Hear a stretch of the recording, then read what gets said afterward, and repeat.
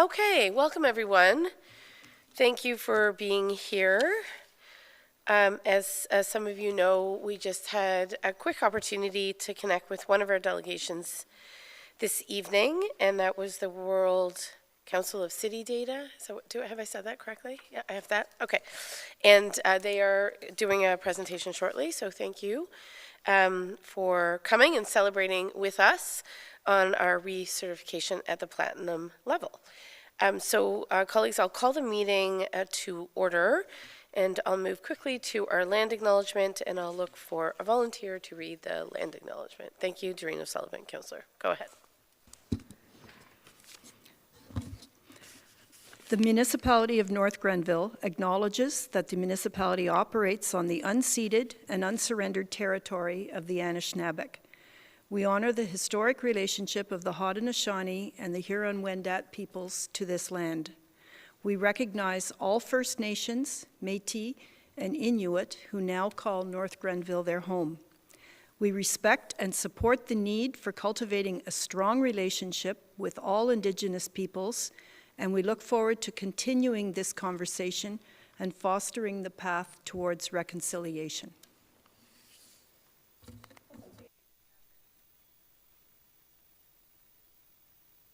Thank you, Councillor Sullivan, very much. Just on the eve of International Women's Day, I want to extend my heartfelt appreciation to all our female staff, to my council colleagues who are women or identify as such, and of course to the fantastic leaders we have in the community, and of course, which includes our fine journalist, Jen Wessendorp, who's here this evening. So I know it's increasingly a day that has some prominence in mainstream culture, which is nice to see. 30 years ago, when I started marking International Women's Day with my aunt in St. John's, Newfoundland, it was a pretty niche event and not very well understood. But over the last couple of decades, International Women's Day certainly has grown to be more widely embraced, and I know that a number of our local publications are seeking to profile and highlight the enormous contributions of so many women in our community and beyond. I don't say this often, but I do think this council is notable for being 80% women.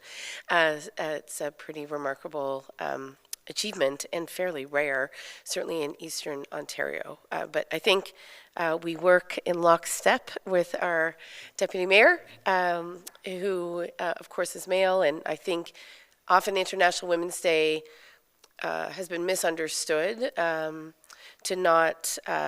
be solely preoccupied with women, which of course it is, but I think we have a shared goal of balance in our families, in our community, and in our world. And certainly I'm raising 2 daughters and a son, and the conversations I have with my son on gender equality and what it means for him to be a boy growing up in the world are equally important to me when I talk about things like International Women's Day.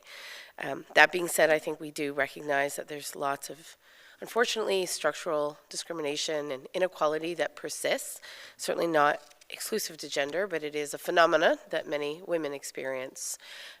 So we look forward to embracing and marking the day tomorrow, and to many conversations as we move forward about how we can be a fair, inclusive, and just society for all.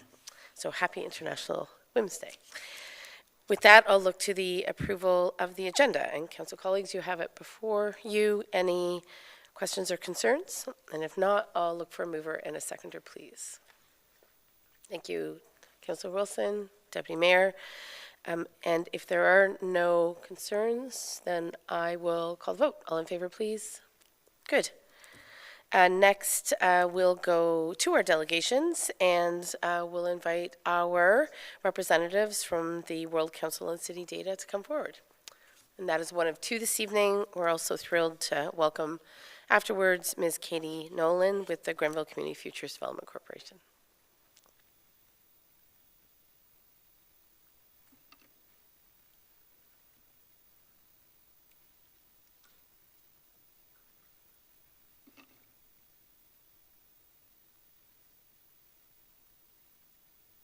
And if you can turn on your mic, that would be awesome. Thanks. Okay. Thank you very much for the kind introduction and welcome. Good evening, Mayor Peckford, members of council, ladies and gentlemen. On behalf of the WCCD, we are so pleased to join you today in person to offer our congratulations on the municipality of North Grenville's WCCD ISO 37120 Platinum certification. This is the highest level of certification possible under the standard, so congratulations to you all. This is bringing North Grenville to 2 consecutive years of data, this data continuity being so vital for data-driven decision-making across the municipality. Mayor Peckford, this certification is a true demonstration of you and your municipality's dedication to building high-caliber data that informs planning and management across the municipality and drives sustainable development in North Grenville and prosperity into the future for all of your citizens. Mayor Peckford, I would be remiss if I did not also address the incredible dedication of your staff across the City Hall, including the expertise of Hilary Janot, Director of Corporate Services, and Ashley Cuthbert, the Administrative Assistant in Corporate Services. These 2 young women have been really instrumental in building this data and reporting it so faithfully. I have to tell you personally, this is going off notes, but we work with cities all around the world in 40 countries now, large and small, and these 2 women are really quite incredible. I haven't seen much like that anywhere. Just so intelligent and thinking about it and strategically reporting it. It's all of our staff talks about it. Oh, okay, we can go and talk to North Grenville now because that's an easy one. It's so wonderful to work with your team. So congratulations to them as well tonight. So I believe some of you, when we were on Zoom last year doing this, would be familiar, but not all of you are familiar with this work. So I thought I would just take a few minutes of your time to offer a brief background on the work of the WCCD and these ISO standards. So to begin, ISO 37120, Indicators for City Services and Quality of Life, which is the left on the screen, for which the municipality of North Grenville is receiving its 2nd platinum certification today. This is a global first. The WCCD led its development in the International Organization for Standardization, or ISO, in Geneva. And then once we achieved publication of ISO in 2014, the WCCD began operationalizing this standard worldwide. So for the first time, this standard is equipping municipalities across the world with fully standardized, globally comparable, and independently third-party verified data. So in other words, this is the first time that municipalities across the globe are equipped with apples-to-apples data. We now are part of, our network is now over 100 cities and 40 countries, so it's just wonderful for North Grenville to be part of this incredible network of data-driven cities. Under popular demand, the WCCD also then led the development of 2 additional standards. With that rising agenda on smart cities that we've seen, cities began to ask us, what about indicators for smart cities? And what about indicators for resilient cities? So we went back to ISO and built ISO 37122, Indicators for Smart Cities, and ISO 37123, Indicators for Resilient Cities. And just to say a few words about this most recent one on resilience, I just wanted to mention that this is the newest ISO standard that has been published, and we've compiled key performance indicators to build more resilient cities. The new standard was created by the WCCD, but with a really important partnership of the United Nations. The UN Office for Disaster Risk Reduction, or the UN agency with the mandate for resilience, headquartered in Geneva, is officially responsible for the rising global agenda on resilience, but they've also taken this to local. So they created something called MCR 2030. Which is a wonderful program that I hope North Grenville can become part of. MCR 2030 is really the Making Cities Resilient with an agenda of 2030 to build, help municipalities think about risk and recovery across all kinds of stresses and shocks, ice storms, for example, earthquakes in other parts of the world. We were just in Miami-Dade certifying a city there, and they think a lot about hurricanes at this point in time. So this resilience standard has become quite important and be really wonderful. ISO 37120, which you're being certified tonight, is the first stepping stone for this other standard. And we're now running a UN pilot on MCR 2030 for ISO 37123. So it'd be wonderful to have North Grenville to join that effort.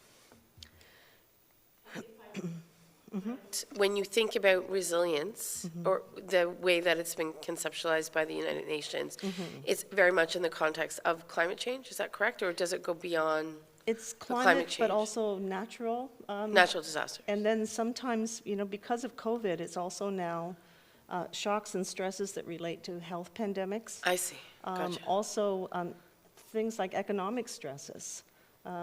So more inclusive of a variety of phenomena? Yes, yes. Any major sort of Right. urban, semi-urban, rural? Yeah, right. Okay. Right. And it's, Merritt and others, cities in municipalities in British Columbia, for example, were facing all those forest fires. Right. And then the floods. So we've been on a few calls with Merritt talking about Merritt, how BC. how do you get data to help to predict, to prepare for, to ride through it, build back, and recover from those series of shocks and stresses. So it's really useful data, and it's becoming a very popular standard for us because of the UN also encompassing it. And I mentioned, we were in Ottawa having those discussions yesterday. So it's really a rising agenda that is, I think, quite critical for climate and net zero, and all kinds of strategies come under that umbrella.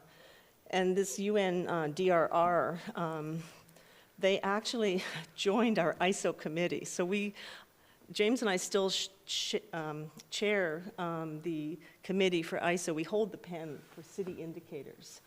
And ISO. At ISO in Certification. Geneva. So that means that we have a working group, and these standards are balloted and voted on internationally by 40 countries in our working group.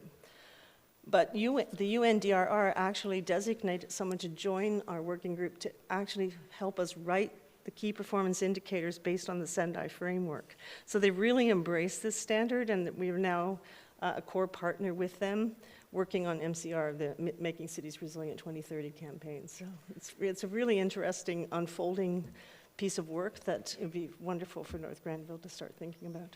Great, thanks. Being part of it, we'd love to talk more about that. Okay, so, just to say, once certified, a lot of cities have said to us, a lot of municipalities said, okay, we're certified, now let's think about how to put that data to work. What can we do to make it useful and applicable in our municipality? So at the WCCD, we started asking municipalities, how would you like to use the data? But also, how are you already using the data? We'd like to learn. So the very first thing that almost always comes up in those conversations is economic development. And I know that North Grenville is very active on economic development at this point in time, thinking about your growth and trajectory. So municipalities across the world, large and small, have been starting to think about how to use this data to attract investment to their city. So as a result, we at the WCCD developed something we're calling, it's brand new, you're seeing it for the first time here, WCCD Investment Attraction Tool. So we've designated 5 domains, economic vibrancy, human capital, mobility, livability, and state of the city. And then we've created subdomains. So within the human capital, for example, knowledge, economy, quality, education, and a talent pool, higher ed degrees, et cetera. Those indicators then from the standards are mapped into this tool. So now that the ISO certification is complete for this year, we can actually plug your data into this tool and share it with you if you're interested. It's a very, it's a handy package to have when you're talking about attracting investment and driving economic change in the municipality. So I'd be happy to share that with you. That's something new I just wanted to mention. The other way that cities are using this data is around infrastructure investment.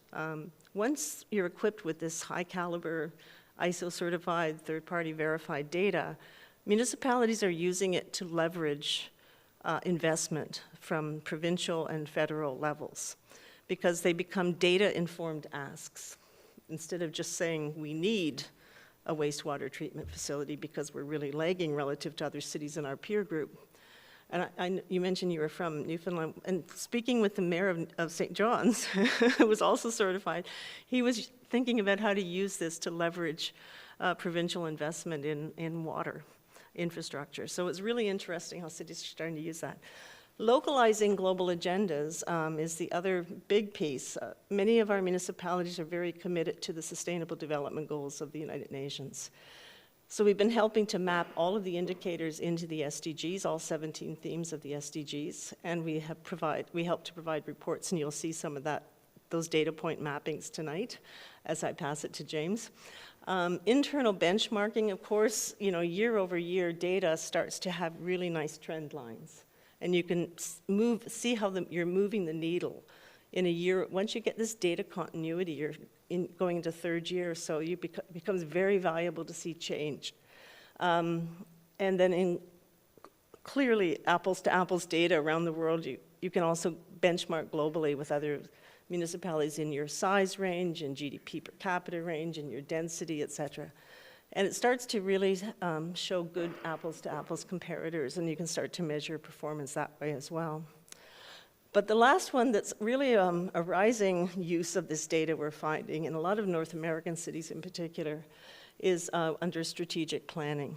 So we know that, I'm a planner, we know that most strategic plans often have quite lofty, 10, 15-year goals, 5-year goals, but often they lack the numeric data to measure the progress on those goals. So the language is, to become a very green city, for example, or a more livable city. But what does that really mean in terms of measurement and numeric values? So we've been helping municipalities, Markham being the most recent, to actually embed this ISO data into their strat plans to help to see how that needle's moving in the year over year. So those are just 6 of the ways that cities are using this. It's becoming really interesting for us. We founded WCCD in 2014 when the first ISO standard was published. And we invited cities to join us, 20 foundation cities, and then we opened it up. And it was big cities, we were assuming, but then all of a sudden, the very first municipality to step up when we opened it, worldwide, we had Dubai and Shanghai and London and Amsterdam and Los Angeles, et cetera. When we opened it to all cities to join us, the first municipality to step up was Shawinigan.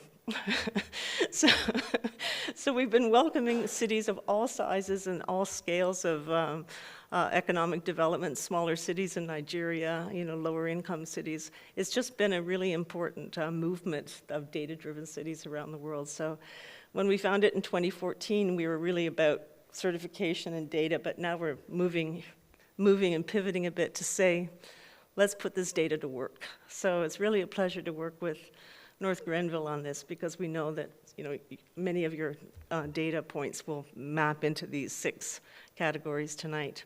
So with that, I'm going to turn it to my colleague James just to show you a few very celebratory data points. When we looked at your data this past week to prepare this small report for you tonight, it was clearly North Grenville's performing in an incredible way. So we're just happy to be here to celebrate these data points with you, and then we'll present the certification to say congratulations. Well, thank you, Patricia, and thank you, members of council and Mayor Peckford, for having us here tonight. This is the part of the presentation where we'd really like to bring some of this a little bit to life for you. So Patricia just showed you some of those applications of this data, and I think the small report actually brings a lot of those to life. So what we've done is we've worked with your staff and we've taken a look at some of your really priority areas across the city, and we've done a mapping to the United Nations Sustainable Development Goals. We've mapped some of these indicators to your key strategic priorities. We'll be showing you some comparisons, some year-over-year data, and again, this connectivity. So just to walk through some of them very quickly, the first one, is incredibly impressive. supporting this idea of a diverse and resilient economic development throughout North Grenville, looking at the number of higher education degrees between 2016 and 2021, that is an incredible number of growth and really speaks to the attractiveness of this community as it's growing and building and diversifying. You'll also notice the connection to the United Nations Sustainable Development Goals in those boxes there. So it's really about bringing some of this local success and connecting it to some of this global agenda as well. Again, focusing on this idea of economic development, between 2020, 2021, and a year where you might think that would be a bit of a stagnant period of growth, your number of businesses increased as well. And we have no doubt that that's certainly going to increase continuously over the years, but a really important metric, especially for you as decision makers, to show that not only is your economy growing, but it's vibrant, and people are deciding to move here and are opening businesses, and businesses are thriving.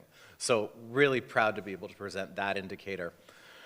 Thinking more a little bit about the incredible livability of this, community that we're in, looking at a number like primary education student-teacher ratio, a number that you certainly as council don't really have control over, but speaks to, the livability and inclusivity in this community as well. Looking at 11 students per teacher, that's one of the, best numbers in our network, I would say.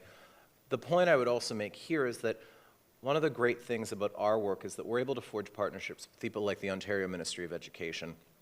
This is a custom data download. This isn't data that's typically available. So in working with partners like you, we're able to actually unearth some of this information, which becomes really important when you're talking to people who are locating to this community and are moving here. So again, a really interesting and important statistic. Of course, Can I ask a question? Because Sure. some of us have school-age kids, right? Yes. Some of them are in primary. Yeah. So is it the number of teachers who live in North Grenville or who work in North Grenville? So it's the teachers who are working within North Grenville. Within North Grenville? Yeah, Okay. exactly. Because I think our experience isn't 11, right, as Okay. parents. Yeah. So I'm just trying to figure out, is that sort of an average based upon what the schools share with you? As much as I think we've perhaps all had experiences where we've had lower number of students in a class. From time to time, I would say, based upon lived experience, we're probably skewing to the mid-20s. So I'm curious about this particular data point. It's pulled from, as I said, the Ministry of Education. So Right. they're taking all the teachers who are Right. working within North Grenville Right. and then to the number of students. So Gotcha. certainly, I'm sure the lived experience is a little bit Yes. different. Yeah. But typically speaking, this is sort of the number that would be provided by the ministry. That's provided by the ministry. And perhaps exactly. it's the number of staff positions, but sometimes when someone doesn't come back for a year, maybe that skews it a little bit. But Exactly. it's fascinating to see it for Yeah, sure. exactly. And certainly a conversation piece. Yes, and when you can indeed. be speaking to your colleagues at the Ministry of Education. Yes. Yeah, exactly. Excellent. I think just one or two more, but another one that I wanted to focus on was around this idea, percentage of water loss or unaccounted for water. Perhaps not the most, interesting indicator that you might think about, but this indicator is all about cost saving. So looking at that number between 2020 and 2021, approximately 19.5% of water was being lost through the system. But through improvements, that number is actually going down, which means less water is being lost throughout the system, which is a bottom line number. I mean, when you think about savings, it might not seem like a large percentage change, but that's dollars and cents. So that's a really important infrastructure piece to look at as well. And I think this might be my last one, but another really interesting one as well, energy consumption of public buildings per year. We're seeing a lot of downward trends, certainly during the pandemic, because a lot of municipal buildings were being, were not as used, let's say. But what we're also seeing in a lot of cities is that regardless of the pandemic, there's an incredible shift to thinking about energy savings in public buildings, whether it be through LED lighting systems, whether it be through smarter grid systems. This really demonstrates, of course, a commitment and financial stewardship by all of you as leaders to say, we're making this a priority. And it's not only about financial stewardship, obviously, but there's an environmental aspect to this too. So a really interesting, indicator on that front. So I think I'm going to stop there, but just to show you a taste, the other thing I should mention, and I'll be sharing this with Hillary, we have a bit of a larger report that goes into some further detail, easily clickable. We call it a flip book. It's through a link, and we'll share it with you. But I'll turn it over to Patricia for the final piece, but thank you so much, and congratulations, everyone. Thank you, James. So to close, first of all, I just want to say thank you again to all of you and to all of your staff who are so dedicated to this. And also, I do want to say that our colleague Joe Penichetti is with us here. from Toronto. Joe joined the WCCD as a global advisor on his retirement from the City of Toronto as city manager for 8 years, but performing 40 years of municipal service in Ontario, and I guess a bit in the West as well, but mostly Ontario. So he's with us today. I just wanted to mention that. So it's on behalf of Joe and James and I that we congratulate you all. So your leadership and your commitment to this critical work will be an example for cities all across Canada, but also worldwide. It's my pleasure to award the Municipality of North Grenville with WCCD's ISO 37120 Platinum certification for the reporting year 2022. Congratulations, Mayor Peckford, and congratulations to your dedicated team and the tremendous partnership of our close colleague, Hillary and Ashley. The Municipality of North Grenville has showcased a commitment to a data-driven future for all of your citizens and innovative leadership in local governance. So on behalf of the WCCD, I would like to congratulate you and all of the municipality in North Grenville for your commitment to standardized and comparable city data. This standardized city data will help to increase the quality of life for all your citizens while driving evidence-based decision-making and data-driven solutions into the future. The municipality of North Grenville stands out globally as a leader in working to create a sustainable, a resilient and smart, inclusive and prosperous future for all your residents of this great municipality. It's so wonderful to be here in person and to be here for the first time and to enjoy meeting you all. So congratulations once again on this tremendous achievement of the highest level platinum certification under ISO 37120. So with that, our motto, and I wish you all a very, very nice evening. Thank you so much for greeting us here.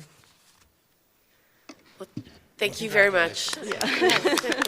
I think we're applauding your leadership. Obviously, as a smaller municipality, we wouldn't have been able to navigate this world without the considerable assistance and guidance you've provided. It is quite unfortunate that Ms. Jeannot couldn't be with us this evening, because I know she was tasked with the very large list of collecting so many different data sets, and thankfully Ashley came to join the team before too long so that you can make sure that that data was up to date and refreshed as it needs to be. So we're sorry that Hillary and Gary are both not with us this evening, but I know that there's many exciting days ahead with this particular journey we're on with you, and appreciate that you stopped off the 416 from Ottawa to Toronto to see us in person. Before we move on to our next delegation, any questions, colleagues? I had one. One of the things that we've, I think, gone out of our way to highlight since last year's inaugural certification is that I think through you, we discovered that North Grenville is second to the capital of Iceland in terms of access to publicly managed green and forested spaces Outdoor per capita, spaces, correct? Yeah. Exactly. And that Yeah. does that remain the case? It does. Yeah. It does, Yeah. okay. Yeah. Yep. So It- out of our 100 cities worldwide behind Reykjavik. Yes, that's you. yes. Yeah. Well, that seems very exciting, especially in this community where there are 3 forests, as you know, that are embraced and coveted in the community. And we very much try to point out to our own residents as we navigate growth that we're also going out of our way to make sure that those assets are preserved and remain intact, if you will. So it is, I think, a notable accomplishment. And with World Forest Day coming up, colleagues, I know that we'll make sure that we go out of our way to highlight that again. So thank you. Thank you for your partnership and working with smaller communities, It's such a cities, pleasure. however you characterize them. Okay. All right. Sounds Thank you so good. much, Thank you. Say, are everybody. you traveling back to Toronto this evening? Not tonight. Back Oh, to thank Ottawa God. and Okay. then the train tomorrow. A train tomorrow. All right. Well, enjoy your evening, and thanks Thank for you coming so again. much. We appreciate it. Thank you. And we look forward to getting that digital binder where we can do a bit of a word find, and we'll all look for the things that I think matter to us most and see how we're doing. So, all right. Take care. So, colleagues, if I could get a mover and a seconder for the receipt of the presentation by the WCCD for information purposes. Mover, seconder, Councillor Sullivan, Councillor Barclay. Excellent. All right, and seeing no questions, I'll call the vote. All in favor, please. Good. Take some cake home with you if you need some for the road. Don't let it go to waste. All right.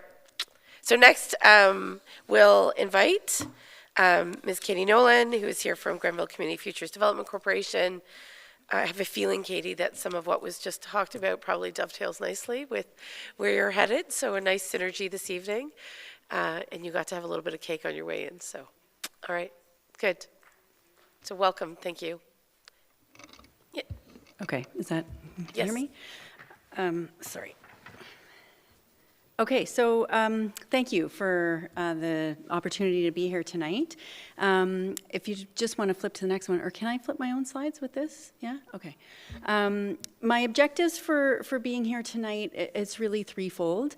I did want to come out following the last election to each of the councils that we work with at Grenville CFDC to visit you. So even though here on the slide it says new councils, and I know in this case, it's not necessarily the case, but let's say new term.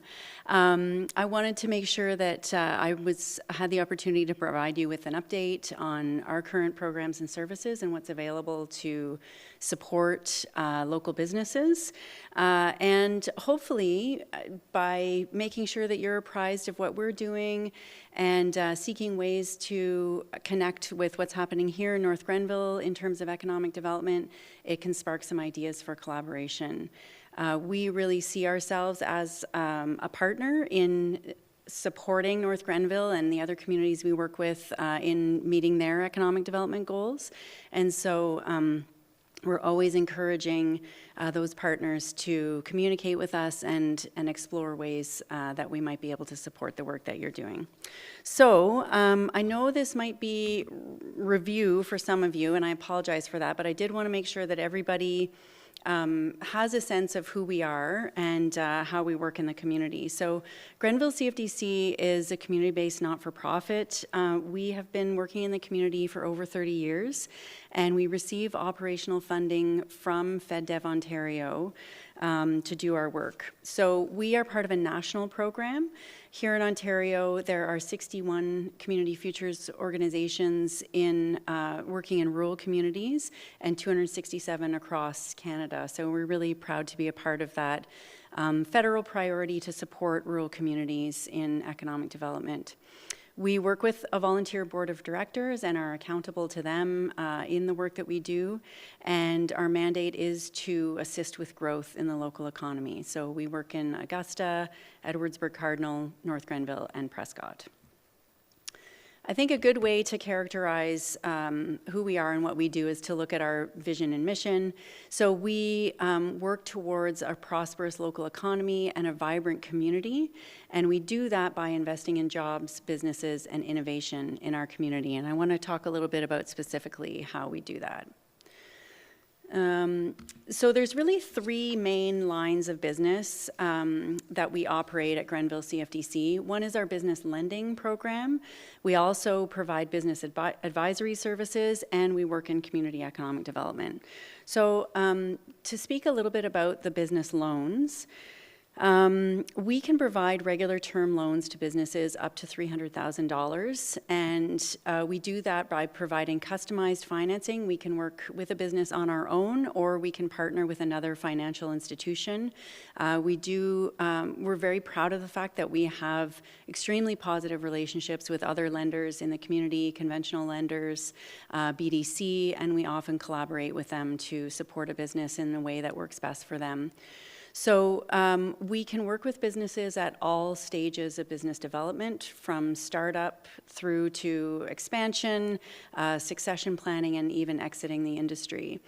And our loans can support businesses with a number of different financial needs, including operating costs, equipment, vehicles, inventory, cash flow, and often real estate. We also have a microloan product, and this is a loan that is up to $20,000 maximum.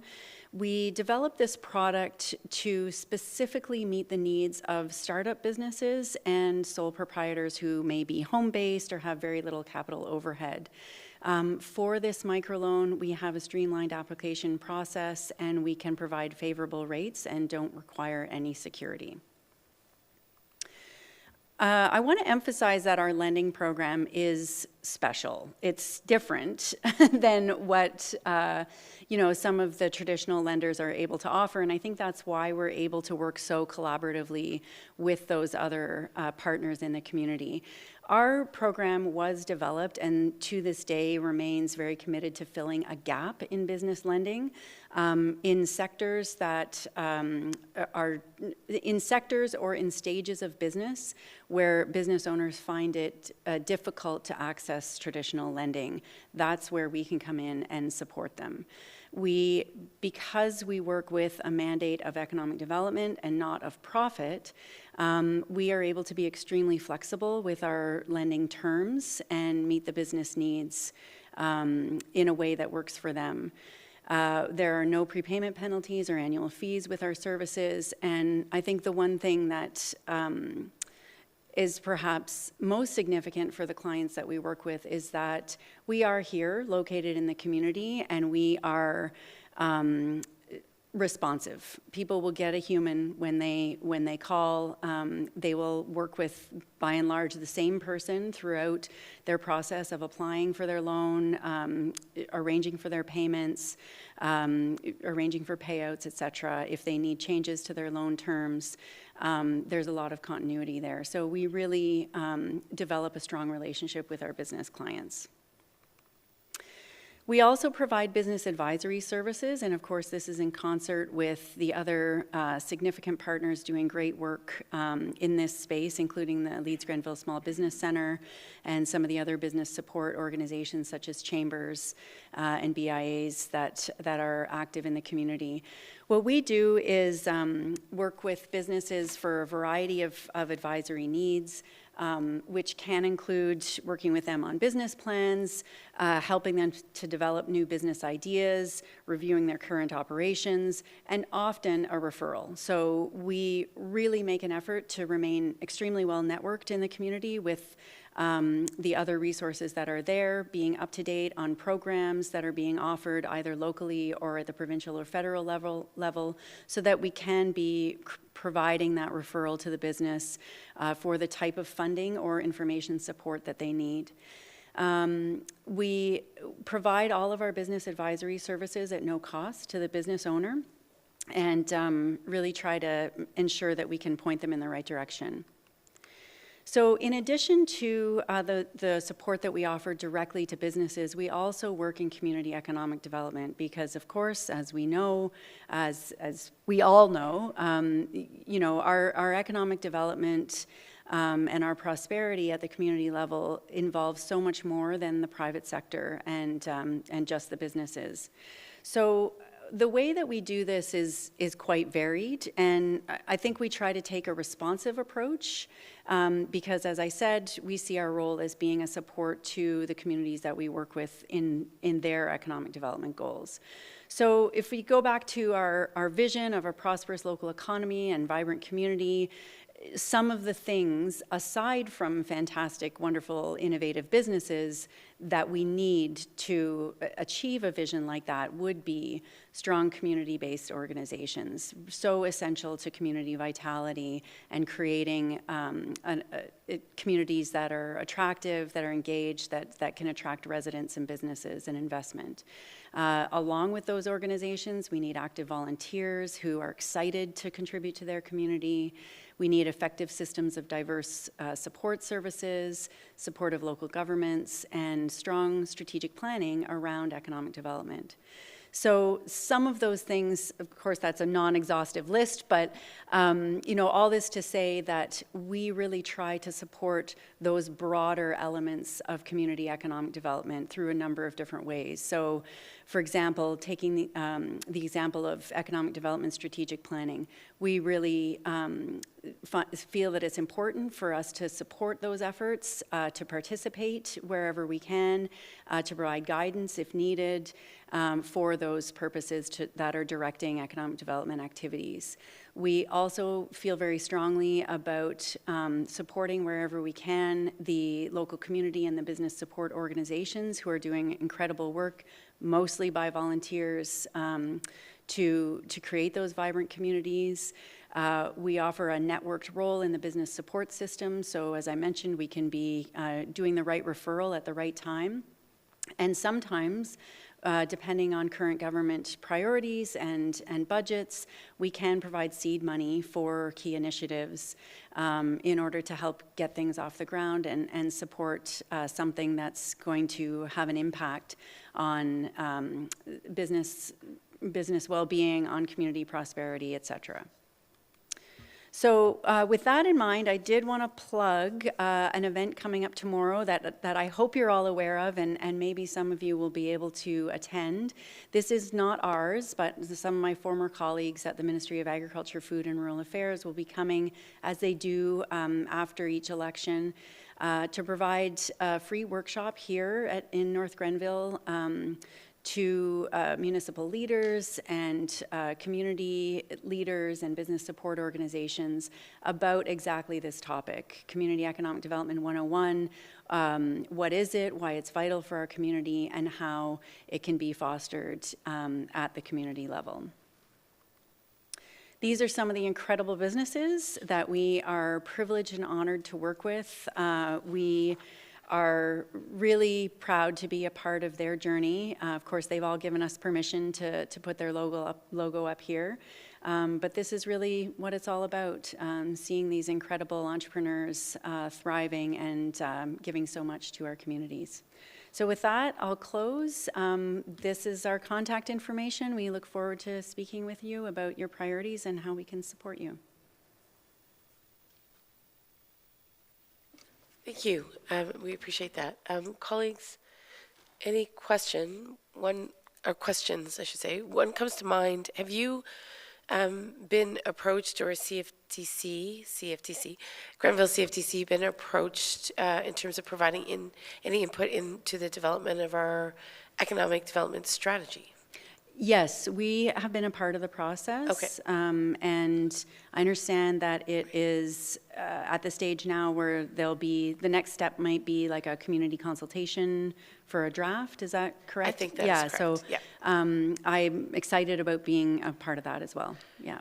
Do you work in a lot of communities where there are well-established economic development strategies? What's been your experience in communities such as ours? Yeah, I think that by and large, generally, rural communities are developing a lot more capacity to do economic development strategic planning. There was in the last, I guess I would say about a year ago, the municipalities of Prescott and Augusta did a joint economic development strategic plan as well as their own, very lengthy process. We were involved in that as a participant.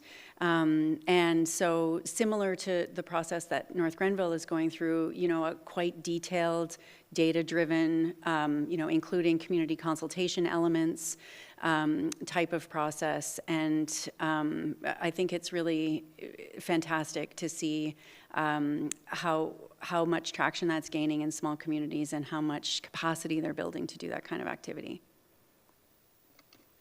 Great, thank you. One other question, just from your observation.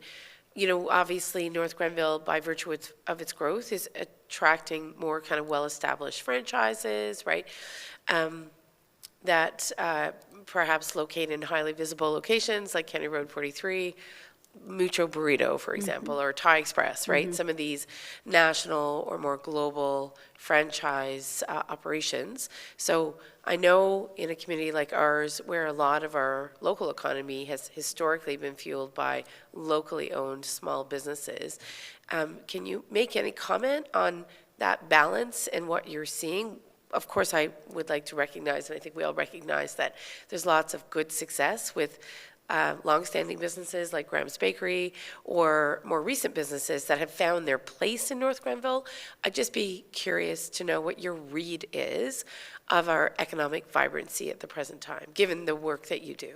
Yeah, well, as you mentioned, there is tremendous opportunity in North Grenville right now because of the economic conditions that we find our community in. This growth that is happening because of our location because of trends that have evolved and perhaps been exacerbated by the pandemic. And I think it is an incredible opportunity for our community, and it's always a tremendous challenge to have that kind of growth as well, because it needs to be mindfully stewarded and fostered and directed in order to ensure that a vibrant downtown core that is easy for people to enjoy, in different types of ways. Independent businesses have opportunities.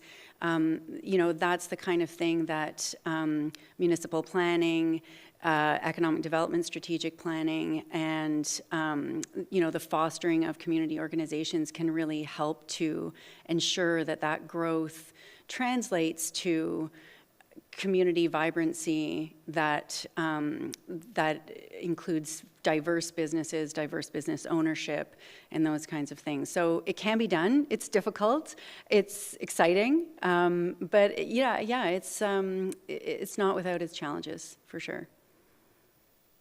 I have a last question, unless council colleagues seeing none. I'm going to go for it. And if you had twice as much funding, or I know that you're partly fueled by the repayment of those loans, and that really sets you up nicely, right, to respond to the needs in the community. But would you, with more resources, and I'm not suggesting you don't have enough, but with more, would you do more? Or do you feel that CFTC in its current form is well equipped with the resources it has to sort of meet that entrepreneurial need, if you will, among, a variety of different size businesses who wish to establish or grow in our community? I think that we are well-resourced to do the type of business lending activity that's been so core to the organization since inception. And, that's largely because of, the incredible businesses, the incredible stewardship of that investment fund by my predecessor, Heather Lawless, and her staff. But I think something that has changed over the years is, a lot of you will remember the 15 years of EODP and the grant funding that flowed through CFDCs. That program sunsetted. There have been some other smaller grant programs since then, but we are fairly limited in non-repayable resources that we can provide either to businesses, municipalities, community organizations, because of those changes. So that's something that we explore and look for ways to get creative and innovative, and how we can use the resources that we have to support those other stakeholders in a way in the absence of a large granting program like that. Okay, that's helpful to know how the terrain has shifted, right? Yeah. And I guess limited certain opportunities is what Yeah. I'm hearing. Okay. Yeah. Okay, if there's nothing else, then I will thank you for your time. We appreciate you coming. Thank you. I know some of my colleagues have signed up for tomorrow's workshop, so you may see them there. And I'll look for a mover and a seconder for receipt of the agenda.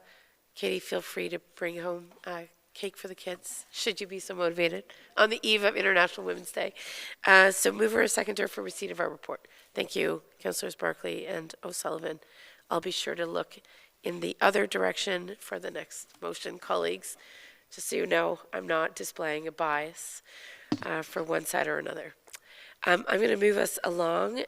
Next is the consent agenda. You will see 3 items on the consent agenda. Of course, it is the prerogative of any council member to pull any one of those items. So I'll look to see if there's an appetite to do that, or would you like to have all 3 items remain? Seeing no move to amend the consent agenda, I will look for a mover and a seconder. Thank you, Councillor Strachan and Wilson. And I'll call the vote. All in favor, please. Good. Raising your hand. All right. So that takes care of our consent agenda this evening. I'm going to move us along to Parks, Rec, and Culture. And I believe Mr. Guy is here to introduce this particular piece. Thank you. Mr. Guy, are you ready to go? You're up. Okay. Okay. Little side chat there. All right, go for it.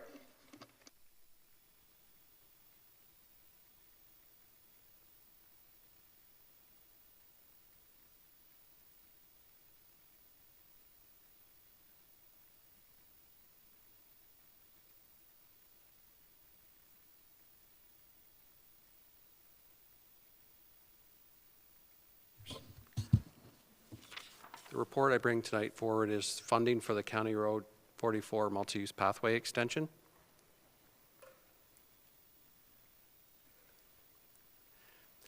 So the Active Transportation Fund is the first federal fund to target active transportation. Is making $400 million in federal funding available over Mr. Guy, I can't hear you very well, so I think you have to just speak a little bit closer in the mic. Sure. I apologize. No problem. Okay, Thanks. thank you. So it's making $400 million in federal funding available over 5 years to support a model shift away from cars and towards active transportation in support of Canada's National Active Transportation Strategy.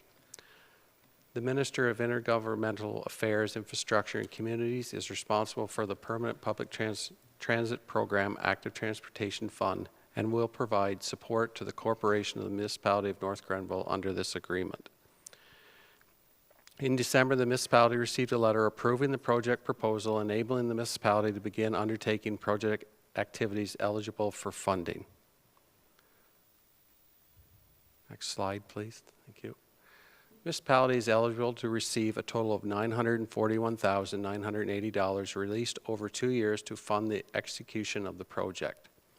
The project involves extending the current pathway, and excuse me for that error, it's 1.7 kilometers, and adding lights, a pedestrian crosswalk, bike storage, and benches to promote usage and safety. Eligible funds received under the program only include those direct costs that are considered in the province's and Canada's sole and absolute discretion and to be directly necessary for the successful completion of the project. In order to receive this allocation under the Permanent Public Transit Program Active Transportation Fund, Council is required to pass a resolution of Council to enter into the funding agreement with the federal government. The primary benefit of passing a resolution is that it will grant the municipality full authority required to comply with the terms of the program. So the recommendation forward is Council approve and pass a resolution to execute the agreement with Her Majesty the King as represented by the Minister of Infrastructure for the Province of Ontario to receive funding under the Active Transportation Fund for 2023 and all future years, and authorize the Director of Parks, Recreation, Culture as the signing authority. And that is the report. Thank you. This is obviously one of the priority projects as we understand it within North Grenville, and certainly I know that we have received lots of different inquiries about continuing the path that's around, or the multi-use pathway that's currently on County Road 44. I understand from your presentation that it's a 2-year project, is that correct? Yes, we received this year in 2023, we have money in the budget to start the design, detailed design and engineering work for the project. In 2024, we hope to start construction of the project and complete it in the spring of 2025. Okay, so it will take some time. And is the total number of kilometers 3.6? Is that why 3.6 is in there? That is correct. Okay, so it's an additional 1.7? That is correct. Okay, excellent. So the lighting we are looking at in the proposal for lighting on the pathway would be for the full 3.6 kilometers. Right, okay. Not the extension, not only the extension. And that lighting would begin on the other side where the multi-use pathway starts, just in front of the municipality? Correct. The municipal building? Yes. Okay. And I understand that Infrastructure Canada, it's the Ministry of Infrastructure, is that correct? That is the disperser? Yes, Okay. that's correct. That they've asked that Through we their not, public transit program. we not communicate about the project, but even though we're in a public council meeting? Correct. They view this as an operational announcement that we Gotcha. are allowed to do, but they have not done any messaging yet as to the successful proponents for the funding at this time. Indeed. A little bit of a quandary for our media in the room this evening. A really great news story. So perhaps, Jen, you could follow up with Mr. Guy after the fact. We're in a public meeting, so I think you're free to report on anything that's in a public meeting. I just wanted to note that Infrastructure Canada, we were advised, doesn't consider this, I guess, an official announcement, if you will, but a mechanism by which the money will flow. But obviously, I think very welcome news, Mr. Guy, so appreciate that. And I assume it was through a collaboration between yourself and our grants writer that we were able to secure this money?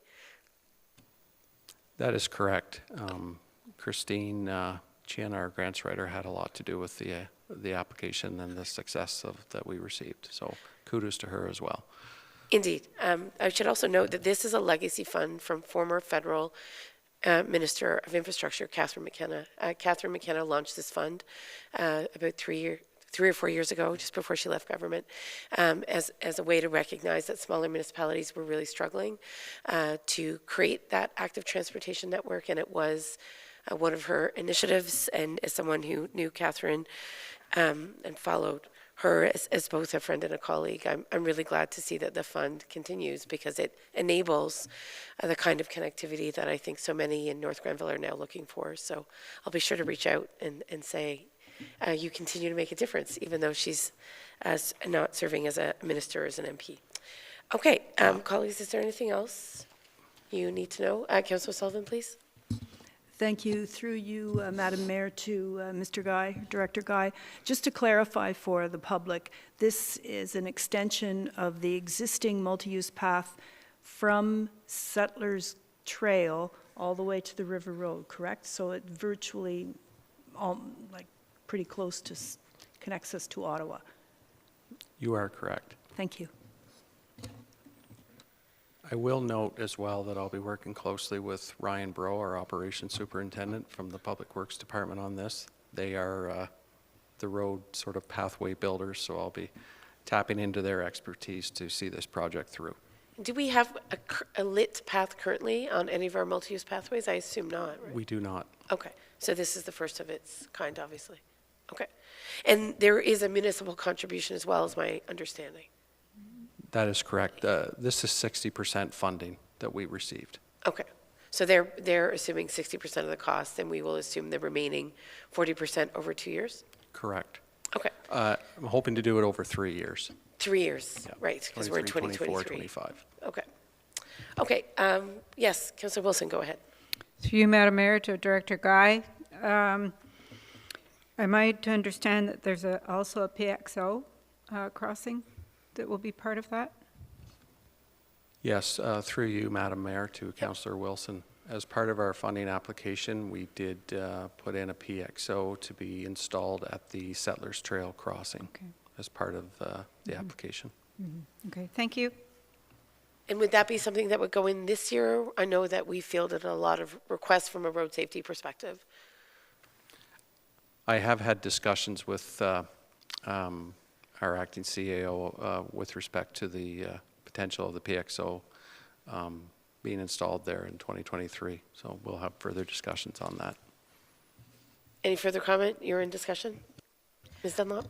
We're in discussion, and we will utilize the existing budget under Public Works allotment and the additional grant funds to make as many PXOs as possible happen. Okay, great.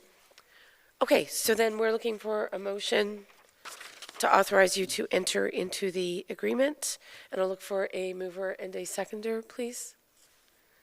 Okay, Councillor Wilson and Councillor Sullivan, thank you. And that is to authorize the municipality to enter into an agreement with His Majesty the King, as represented by the Minister of IGA, Infrastructure Communities Canada, to receive funding under the Permanent Public Transit Program Active Transportation Fund, and authorize the Director of Parks, Rec and Culture or their designate to execute the agreement. I will call the question. All in favor, please? And Mr. Guy, this is a done deal, is that correct? Have they signed? Have the feds signed, or are we signing? We send the paperwork back to them and then we're good to go? That's correct. Okay. There's no changing of heart at the last minute? No. No. No, it's certain. Okay. All right. Did I call the vote? Have I called the vote? Okay, excellent. All right. Onwards. Well, thank you. Congratulations. And perhaps, Jen, you can just speak to Mr. Guy after if needed on the complexity of communicating around this, which is a bit mysterious. Okay. All right. So we're going to move on then. Our next item is, I've lost track of our agenda. Excellent. Yes, of course. So this is the Safe Restart Agreement Phase 4 funding, and I am looking to who to do. Oh, Ms. Dunlop, thank you very much. Go ahead. Thank you, Your Worship. So the purpose of this report this evening is to pass a bylaw to receive additional funding for the Safe Restart Transit Program. Next slide. The province of Ontario has provided for additional funds for the support of transit and additional requirements through the global pandemic. Next slide. The municipality would be eligible for an additional $9,601 upon submission of an authorizing bylaw and letter of agreement. Next slide. As part of this report and bylaw, with the delegation of authority to sign, we will not require an additional yearly bylaw in future years. Next slide. The recommendation that Council pass the bylaw for the agreement for the restart funds with His Majesty the King and authorize the Director of Public Works to execute all documents.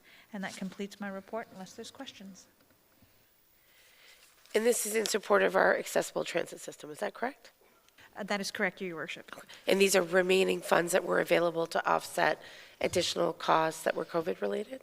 That is correct, Your Worship, in regards to additional enhancing, cleaning, modifications, and any reductions in requests for service. Okay.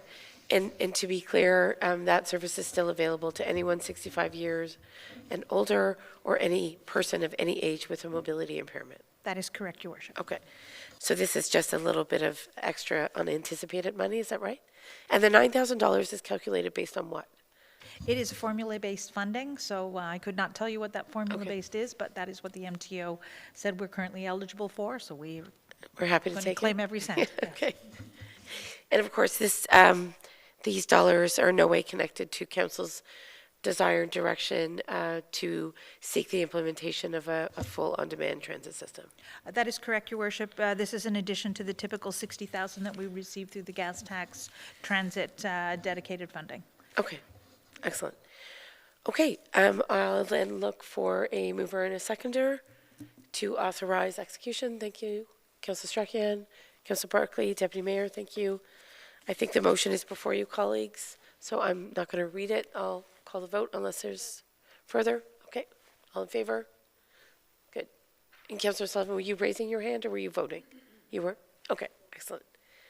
So with that, I believe that we're down to other business. Is that correct? Or am I missing something? Correspondence. Correspondence. Okay.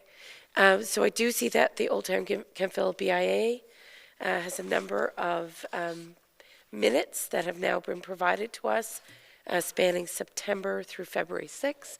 Councillor Barclay, of course, you sit on the board. Is there any comment you wish to make about the minutes or where things are at with our BIA?